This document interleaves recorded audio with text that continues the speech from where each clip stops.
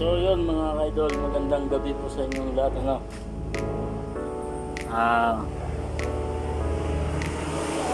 Magandang gabi po sa inyong lahat mga ka-idol. So ngayon may pag-uusapan tayo tungkol dito sa mga customer na kahit na mga customer kahit saan sila magpapagawa. So hindi naman natin yan lahat. So merong mga customer na hindi nila nauunawaan at naiintindihan ng mga bagay na mahirap lalo na sa mga mekaniko and customer. So ngayon, payo lang po sa mga customer natin, isipin nyo rin po yung hirap ng mekaniko. Hindi lang po sa akin, siyempre sa lahat na rin ng kasamahan. Yun naman ay naiintindihan namin kayo sa inyong mga problema. Nahihirapan kayo maghanap ng pampagawa at kami rin, nahihirapan din kami gumawa. So hindi ganun kadali yung aming ginagawa. Aminin naman po sa inyo, napakahirap, lalo na sa troubleshooting. Sasabihin nyo, ay saglit mo naman ginawa, wala pang minuto. Natural, minsan nagagawa namin ng maaga kasi talent ng isang mekaniko yun. Pinag-aralan niya yun, pinaghirapan niya ng ilang taon. So kaya niisip nyo, mahal ang singil ng bawat mekaniko. Kasi po, ang babayaran nyo po dyan, yung talento ng mekaniko. Hindi nyo po babayaran dyan yung oras na nagawa niya. Ibig sabihin yan, 1 oras, 2 oras, o 1 day, 2 days, 1 week. So, ang babayaran nyo po dyan ay yung mahusay na pagkagawa at talento ng pagkagawa ng mekaniko. Maayos na binigay sa inyo ang inyong sasakyan. So kaya na iniisip nyo minsan na akala nyo sinisingil kayo ng mahal. Hindi po lahat ng mekaniko ay mahal maningil.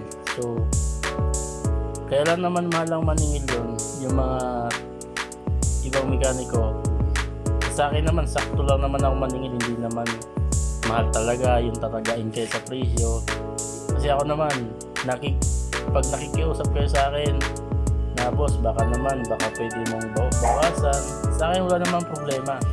At ako'y nakakaunawa naman sa problema niyo. Alam kong nahihirapan kayo maghanap ng pambudget nyo, pambayad sa pampagawa, pero sana naman isipin nyo rin ang aming paghihirap bilang mekaniko. So yung pag-mekaniko namin, hindi po namin yun basta-basta na lang na kung saan lang namin natutunan. So yung natutunan ko, pinag-aralan ko daw ng 2 taon. So kung meron mga mekaniko na iniisip nyo, tinataga kayo, hindi po lahat yun. So siguro sabihin natin may mga mekaniko na mahal maningil, tulad ng na-experience ko na customer na tinaga daw siya sa presyo. So yung ginawa lang top overhaul. So ang singil sa kanya sa top overhaul, siningil siya ng 60,000, tapos hindi pa maayos. Ngayon sa akin naman, labor lang singil ko. Ako magbabalik, kahit hindi ako nagbaklas, ako magbabalik. Labor lang, ako na magbabalik. So hindi umabot ng 60,000 yung singil ko. Ang nangyari dyan, ang ginawa ko, sila na pinabili ko ng pyesa para at least alam nyo yung pyesa kung gaano kamahal. Baka isipin nyo kasi sa aming mga mekaniko, niloloko kayo, di ba? Niloloko kayo kasi mahal ang babayaran nyo. Ganun talaga. Kung ang pagkain nga natin nagmamahal, paano na ang pyesa, di ba? Kasi wala namang masama na humingi ng tawad kahit wala kang kasalanan, diba? kahit wala kang kasalanan, wala namang masama humingi ka ng tawad eh. So sa part na yun, sana isipin nyo rin na hindi lang naman namin ginawa yung sasakyan nyo para singilin kayo ng mahal talaga. So ginawa namin yun para maging maayos. Ako nga, hindi ko nga iniisip yung labor ko sa inyo. Nahiyaan ko lang kasi gusto ko pagpasok nyo ng sasakyan nyo dito, magawa namin yung unit nyo. So hindi ko iniisip yung labor na yun. Ang iniisip ko, magawa ko yung problema, mahanap ko yung solusyon kung anong naging problema. Kasi kung puro problema, walang solusyon, hindi magagawa, diba? So nakakala nyo kasi tulad ng check engine, sasabihin nyo madali mo lang naman ginawa, diba? Sasabihin ko sa'yo, madali lang ginawa ng mekaniko kasi alam niya kung ano ang trouble, kaya nga madali. Akala nyo ba kung gaano kadali? Ha? Hindi ganun kadali mga idol, hindi ganun kadali yung paghanap ng solusyon, lalo na patay na binubuhay pa, diba? So yung buti nga yung mga doktor, buhay na, binubuhay pa eh, buhay na nga eh. So sa mga mekaniko naman, sana huwag tayo maging sakim sa pera.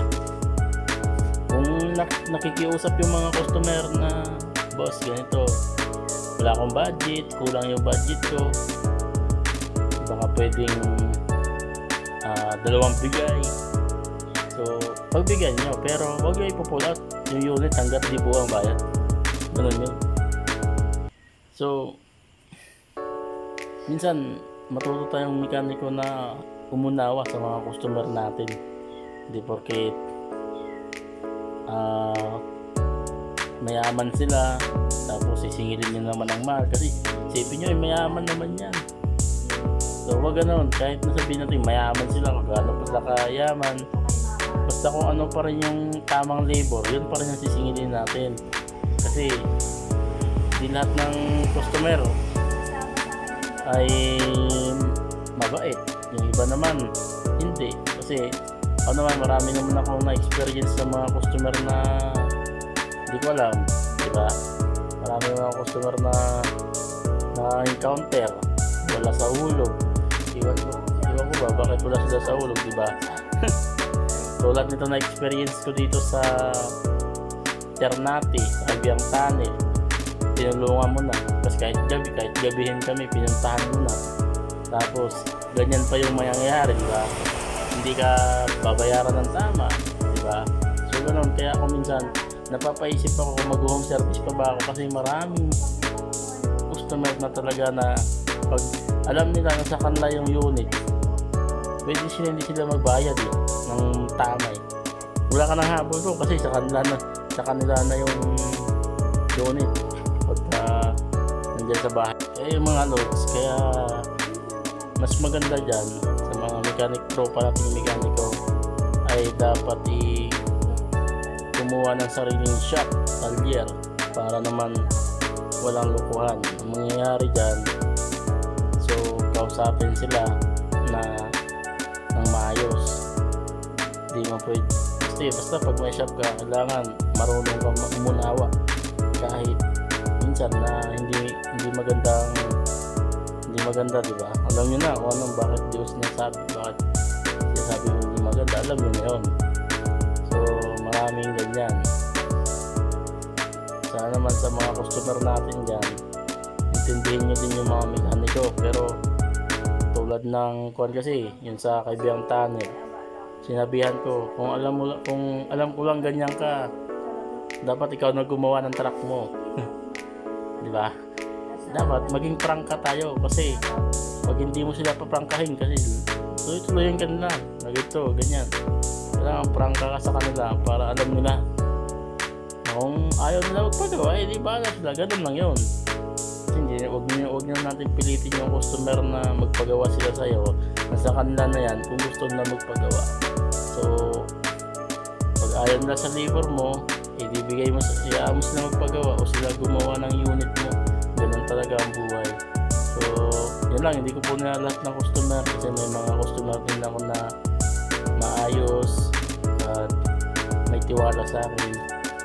Yan, marami din naman akong customer na may tiwala sa akin. Yung iba naman, yung sa dati kong Facebook account na nabura, wala na. Hindi ko na makikita yung mga customer ko na marami noon sa Facebook ko na GMA Garage Steel. So, araw-araw talaga sunod ako, may customer, wala akong tigil bago ako nag-abroad. So, may customer, sunod ako sa customer. Ngayon lang talaga medyo matumal. Ayun mga ka-idol, maraming salamat. Pakishare ng video. Real talk lang yan.